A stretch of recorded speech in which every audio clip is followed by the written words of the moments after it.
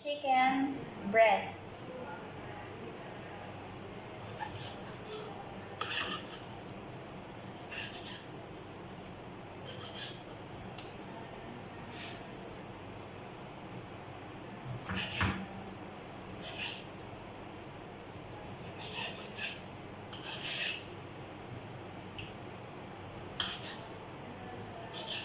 Ibi-blend ko siya, ibi-blend.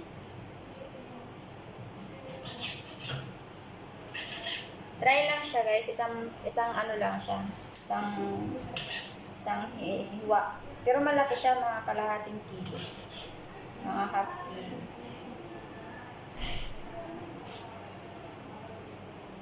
Pero bago ko i-blend, i-ano ko muna siya sa lemon. Babad ko muna siya sa lemon para matanggal lansa. Siya, guys. So, ayan na nga siya, guys. Nilalagay ko na siya sa blender. Tapos, i-blend ko na siya.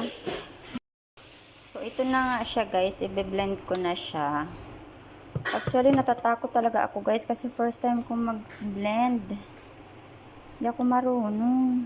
Marunong lang ako kumain. Ready, 1, 2, 3, bismillah. How? 1, 2, 3. Alam mo, bimalong na. Ay, bismillahirrahmanirrahim.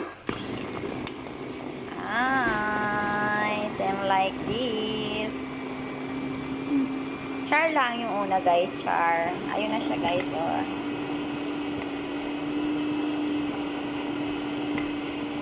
Blend ko na yung aking chicken breast. Kailangan durog na durog siya.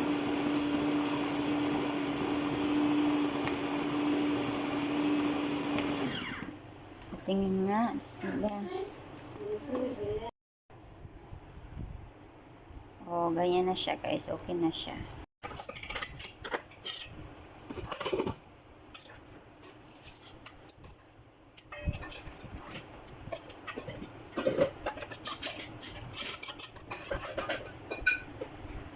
Hiwain ko. So, hiwain ko na, guys, yung aking sangkap.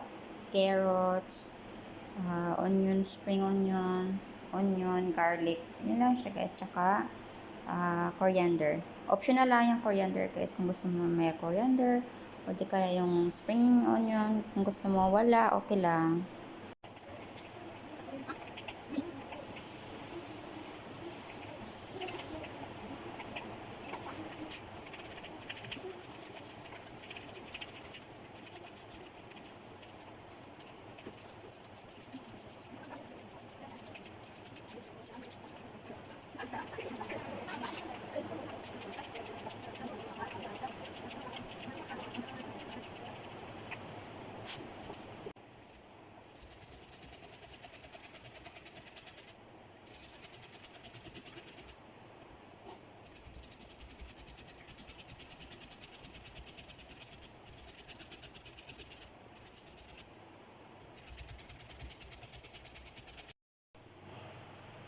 So, ngayon, guys, magsisimula na ako sa paghalo. Ilalagay ko na yung aking mga sangkap.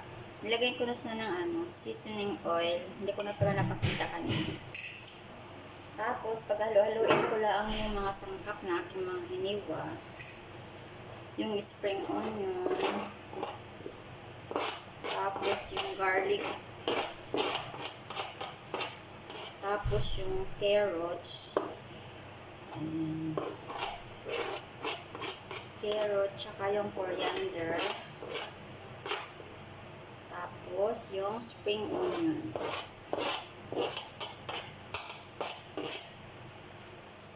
Tapos, lalagyan ko na siya ng kaunting paminta para may lasa siya, guys.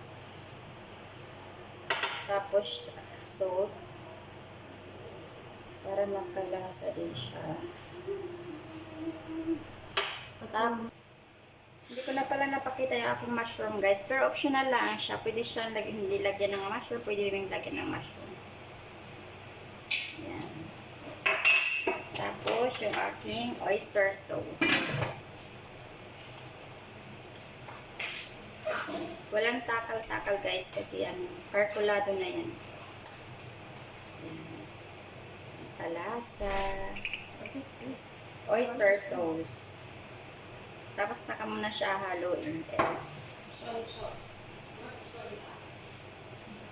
Parang mas marami pa yung aking sangkap kaysa kaysa aking chicken, guys.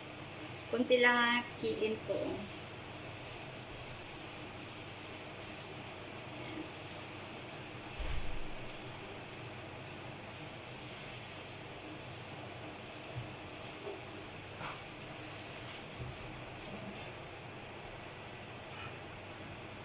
Parang medyo malalaki yung pakahiwa ng aking mga sangkap, guys. Pero okay lang yun. Pang sarili ko lang naman. Try ko lang ba? First time. First time ko lang siyang gumawa ng shumai. Kaya we will see the result. So ngayon, iano ko na siya sa fridge. Para manunuot yung sarap niya. Dalagay ko na siya sa fridge. Nang kahit 2 oras. Pero actually, bukas ko pa yan lulutuin, guys. Kasi bukas talaga ang aking special day. Bukas ko matitikman yan. So, ayan, i-cover na natin siya, guys, na pwede mo siyang tikman. Pwede ka magluto ng konti, piprito mo siya. Tapos, pwede mo tikman kung tama na ang lasa, kung okay na ba sa'yo. Yan. Saka natin siya i-cover ng plastic. Tapos ilalagay natin siya sa fridge para manunuot ng sarap.